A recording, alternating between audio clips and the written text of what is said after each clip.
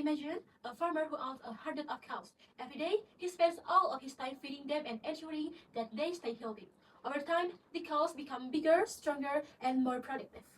However, despite all those investment, he only milks the cow occasionally and never maximizes the value they can generate. As a result, the farmer invests more and more resources, but the economic return remains far below its full potential. So ladies and gentlemen, this is exactly what we found in Bank Rakyat Indonesia MSME Development Ecosystem. Before discussing supply and demand, we first ask one fundamental question. What is the real constraint within BRI MSME ecosystem? Although BRI has an extensive financing network and thousands of frontline officers, we found that the scarce resource is not financial capital, but matrix execution capacity. Every strategic initiative, from financing and collection to mentoring, digital literacy, business matching, and social empowerment, is executed by the same matrix.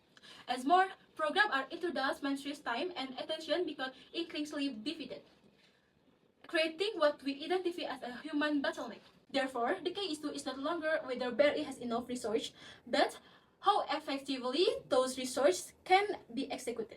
Returning to our analogy, BRI has done an excellent job to feeding the cows through KUR, Mantri, drilling agents, Desa Brilliant, and business cluster. BRI has built one of the largest supply-side infrastructure for MSMEs.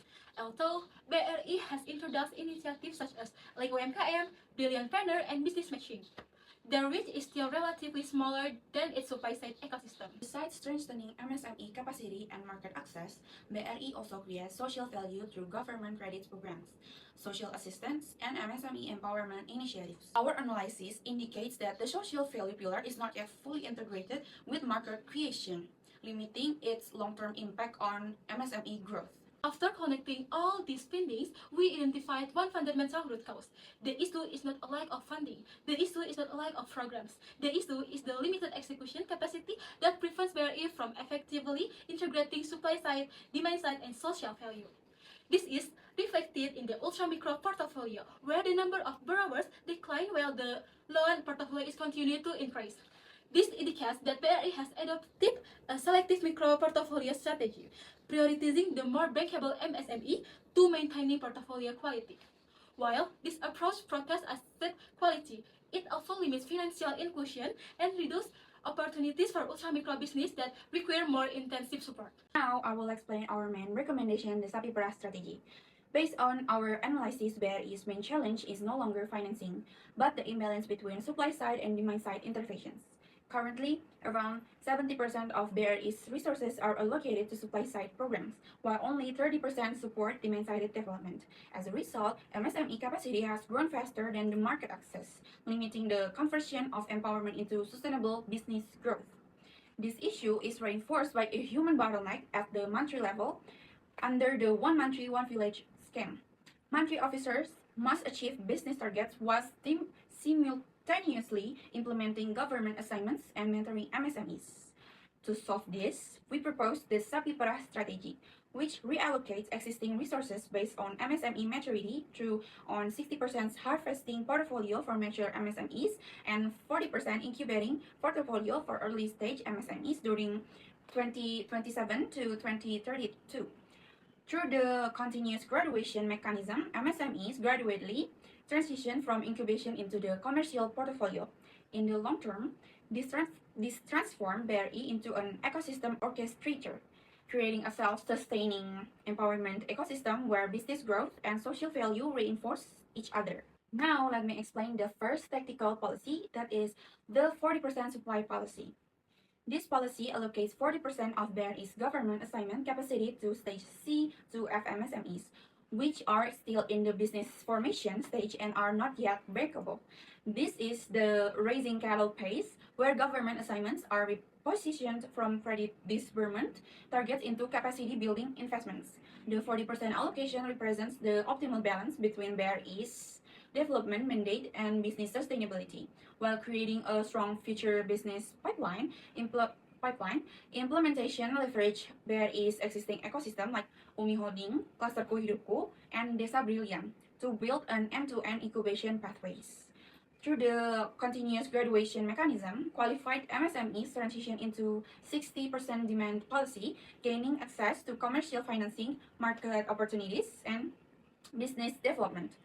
Ultimately, this creates an organic growth engine for BRI and shifts its MSME development paradigm from credit first to capacity first. So our strategy policy, our analysis shows that MSME capabilities have improved.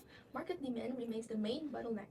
Therefore, BRI allocates 60% of its resources to commercially ready Stage B to A plus MSME, making the demand policy its profits engine, while the remaining 40% continue to build MSME capacity. Our strategic rationale, the balanced 60 to 40 strategy, allows BRI to achieve short-term profitability while supporting long-term financial inclusion, as mature MSME generate higher value with lower support requirements.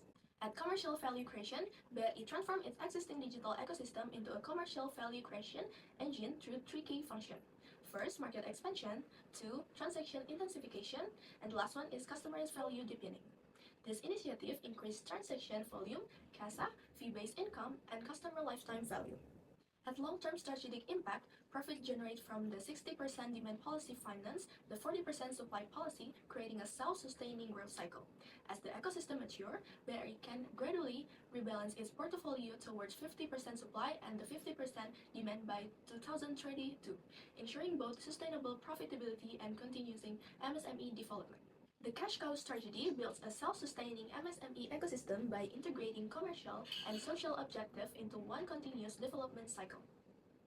Through continuous graduation, incubate MSMEs grows independently, while part of the value they create is reinvested through internal capital recycling to support new MSMEs, forming a closed-loop empowerment ecosystem.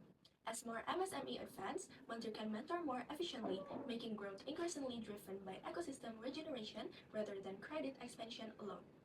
In the long term, BRI evolves into an ecosystem orchestrator, supporting the development of 83 million resilient MSMEs by 2035 and strengthening MSME as a key pillar of Indonesia's journey towards Golden Indonesia 2045. This social value framework aims to empower MSMEs to become more productive, inclusive, and integrated within the regional ecosystem. The framework consists of three key dimensions.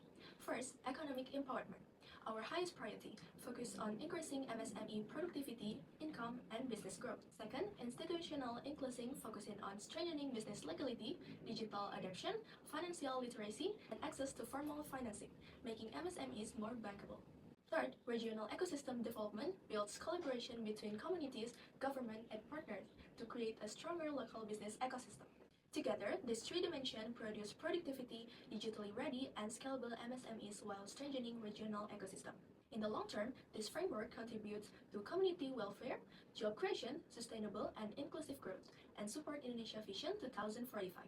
In conclusion, our strategy addresses the trade-off between profitability and MSME empowerment by optimizing existing resources instead of adding new budgets or manpower. Starting in 2027, we reallocate capacity using a 40 to 60 portfolio balance, 40% focus on supply policy building MSME, capacity from incubating to becoming formal and bankable.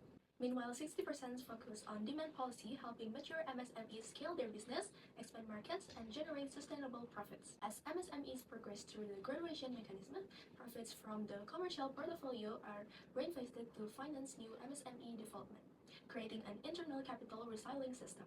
This closed-loop ecosystem gradually became self-sustaining, reaches a balanced portfolio by 2032, and delivers long-term impact through stronger profitability, more bankable MSME, efficient resource allocation, and greater support for Indonesia Emas 2045. To conclude, the future of BRI is not determined by how many more cows it can raise, but by how well it can maximize the value of the healthy cows it already has. By strengthening market demand, integrating its empowerment ecosystem, and optimizing execution capacity, BRI can transform millions of empowered MSMEs into sustainable drivers of economic growth.